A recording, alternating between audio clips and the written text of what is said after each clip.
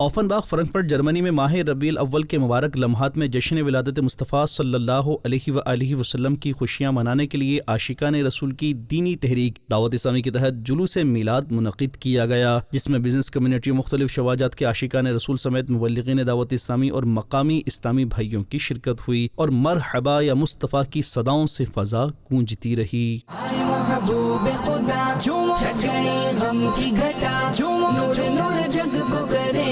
میرے آقا کی ضیا،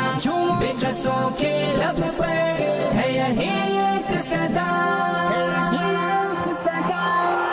سرکار کی آمد، سردار کی آمد، سالار کی آمد، مختار کی آمد، سردار کی آمد، آئے نبی پیارے نبی سج گیا جہاں، عرش سجا فرش سجا خوب ہے سما، آئے نبی پیارے نبی سج گیا جہاں، عرش سجا فرش سجا خوب ہے سما۔